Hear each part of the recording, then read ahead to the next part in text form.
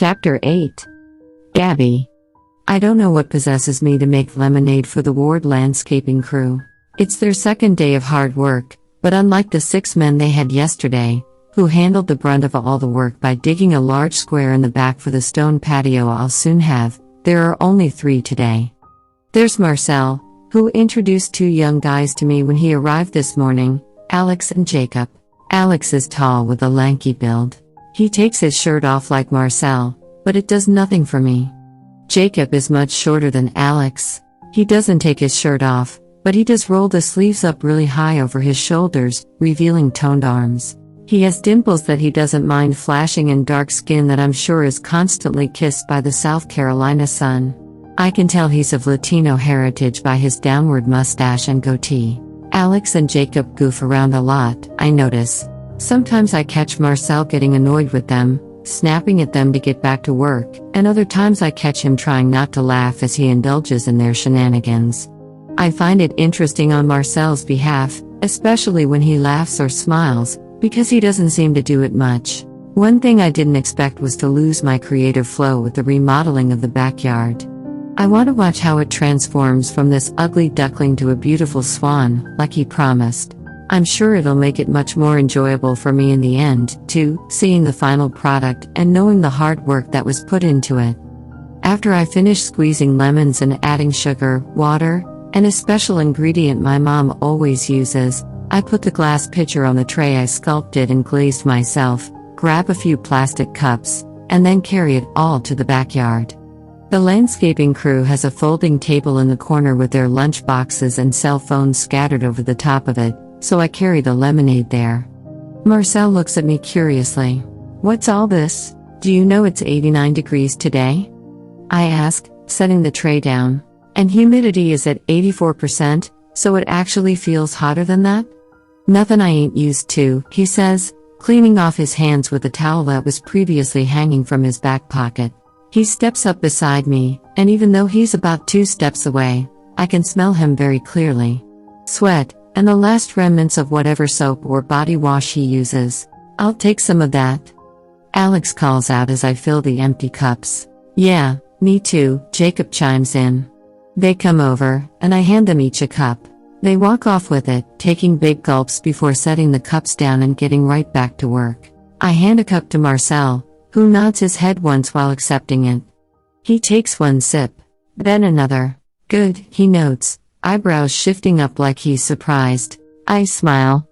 "Thanks. It's my mom's recipe. What's in it that makes it taste sweeter than usual?"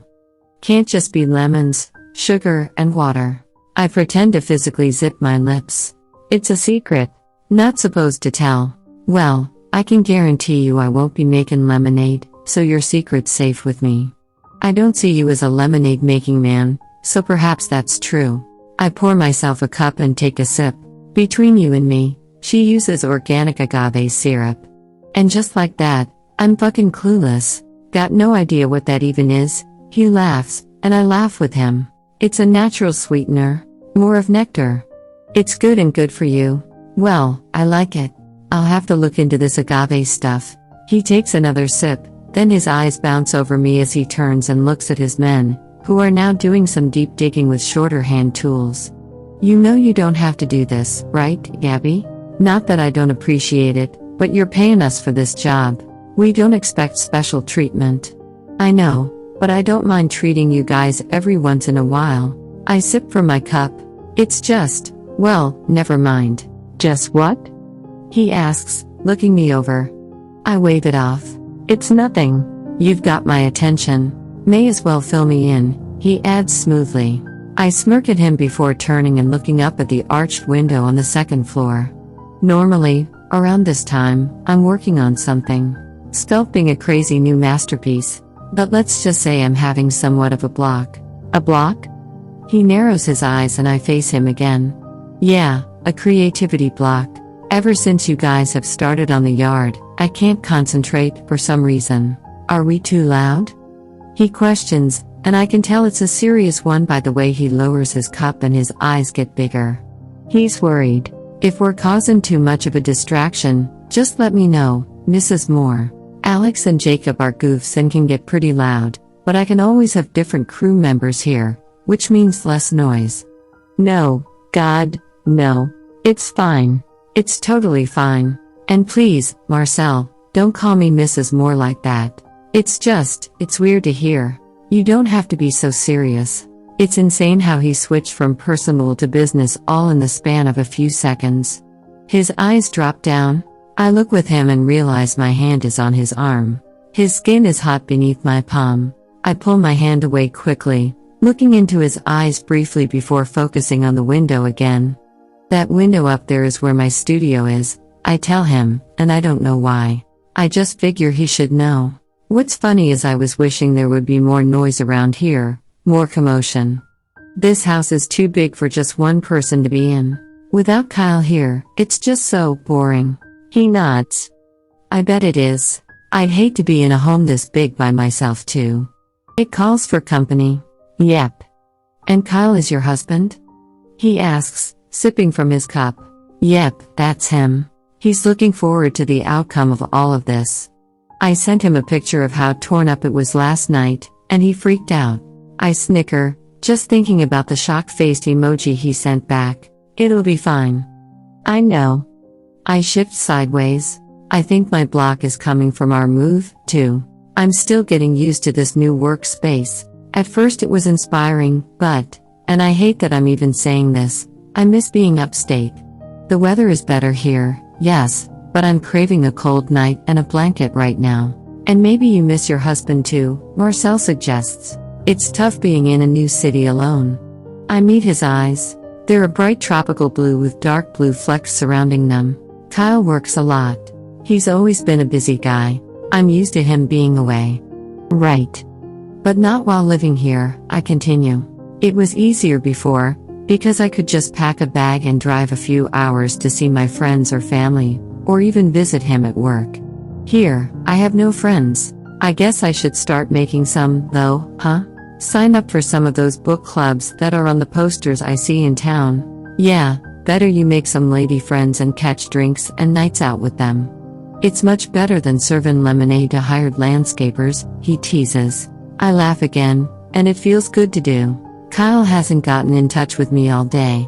He's probably in meetings. He will usually text me if he has meetings and can't call, but he hasn't done that either, and I'm worried. Another reason why I'm too distracted to work today.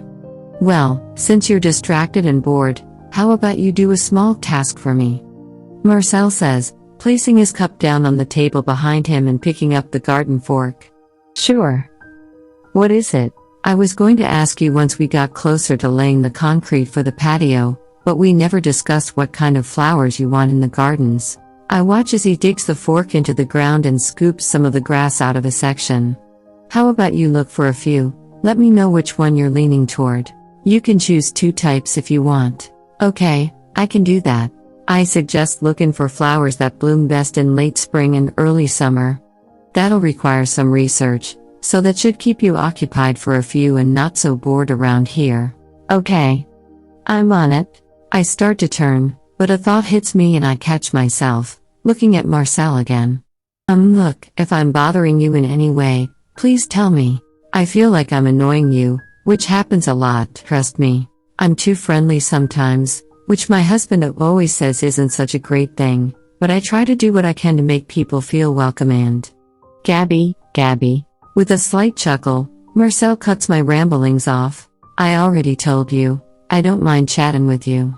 You aren't bothering me, and I appreciate your hospitality. It's rare around here, especially in Venice Heights. He takes a look around, as if he can see the whole neighborhood. People around here aren't usually so kind. It's a nice change. I can't fight my smile, or the blush that creeps up on me. Again? Gah. What is up with me and blushing around this guy? I tuck a few loose strands of my hair behind my ears, nodding. Well, it won't happen often, promise. Besides, I'm mostly coming out to see how everything is going, making sure my little clay oven is okay back here. He returns the sarcasm with, yeah, I get you. I turn for the door and open it, but I don't walk in without looking back at him. Find those flowers, Miss Gabby. Make sure they're good ones, too. He quirks a brow at me, and I close the door. unable to get rid of the smile he sent me in with.